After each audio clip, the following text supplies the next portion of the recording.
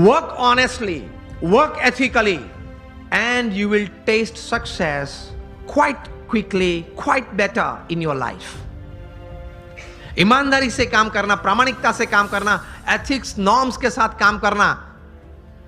पुरुषार्थ, अगेन मैं बात कर रहा हूं, सब करते हैं, लेकिन सिद्धांत, मूल्य, नीति नियम को साथ में रखते हुए अगर आप काम करेंगे, प्रगति शायद प्रथम दिनों में कम है या स्लो गति से चल रही है ऐसा आपको लगेगा, लेकिन the foundations will be more strong. हाँ या ना? अगर आप एथिकली राइट होंगे तो your foundations for success are strong. And if you are ethically wrong, कोई भी बड़ा काम आप करते हो, कितनी भी बड़ी सहाय है, कितनी भी अच्छी व्यवस्थाएं आपके पास है, लेकिन अगर आप एथिकली, सिद्धांत, मूल्य से काम नहीं कर रहे हैं तो बड़ी तकलीफ आ सकती है जीवन में। आप कोई भी हो, कुछ भी हो, आपकी कंपनी का नाम सत्यम हो, अगर आप असत्य प्रैक्टिसेस करें तो आप 7 साल से जेल में हो, रिगरस इंप्रिजन में है। 3 बार एक दिन में 3 पीस सूट बदलते थे जनाब, और आज कैदी के कपड़े पहन के अंदर जेल में बैठे हैं। आप अगर किंग ऑफ द स्काईज हो, फिर भी आपको भारत छोड़ना पड़ता है ऑन अ डिप्लोमेट्स पासपोर्ट। कुछ गलत किया वो ज्यादा नहीं चलता है। आप हजारों परिवार का सहारा हो, फिर भी आप तिहाड़ में बेसहारा रह सकते हैं। 4 साल से बेसहारा है 20,000 करोड़ का आदमी। Whoever you are, whatever you are, wherever you are, don't play with ethics, norms and disciplines. अगर उसके साथ खेल किया तो आप कितने भी टैलेंटेड हो, कितने भी इंटेलिजेंट हो, कितने भी रिसोर्सेज हैं, आप हीरो में से 0 बन जाते हो। इन शॉर्ट, एक सीधे सादे दृष्टांत से आपको यह बात समझाना चाहूंगा कि आप इलेक्ट्रिकल इंजीनियर बने और जूनियर इंजीनियर बने, फिर सीनियर इंजीनियर बने, महाराष्ट्र इलेक्ट्रिसिटी बोर्ड में आपको एक अच्छी तनख्वाह वाली नौकरी मिल गई, आप एग्जीक्यूटिव इंजीनियर बने, फिर आप बोर्ड मेंबर बने, आप चेयरमैन भी अगर बन गए, 35-40 साल की आपकी इलेक्ट्रिकल डिस्ट्रीब्यूशन की सेवाएं, ये पद और ये प्रतिष्ठा के साथ, फिर भी आपको किसी रविवार सुबह आप शांति से बैठे हैं तो प्लग के सामने अपना कॉलर ऊंचा करके अंदर उंगली नहीं डाल सकते।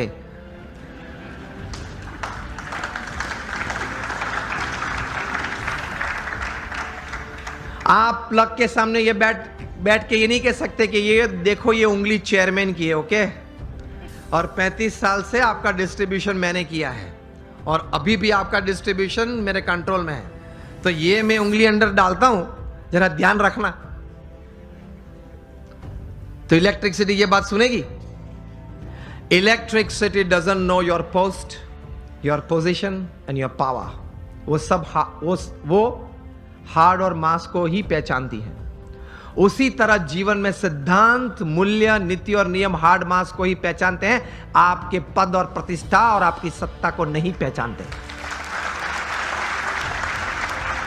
सिद्धि अगर जीवन में चाहिए, if you want to be a millionaire youth, समृद्ध युवान और समृद्ध इंसान, तो नीति नियम से प्रेम रखना, सिद्धांत और मूल्य से एक संबंध रखना, कभी डिसिप्लिन से बाहर मत जाना।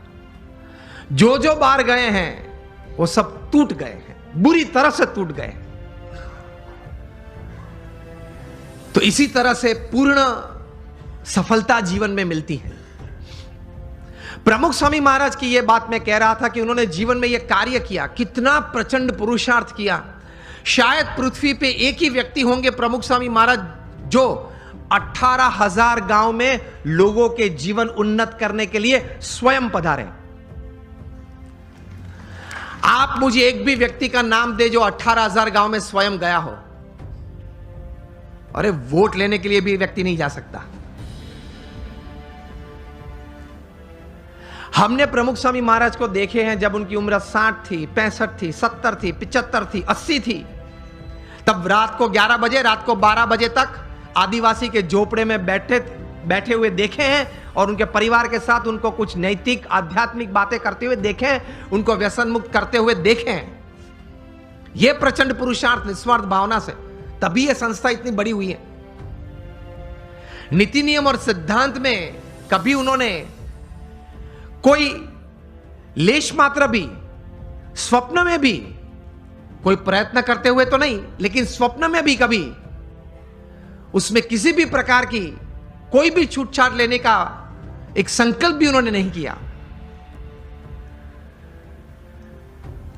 तो that is called integrity in your life.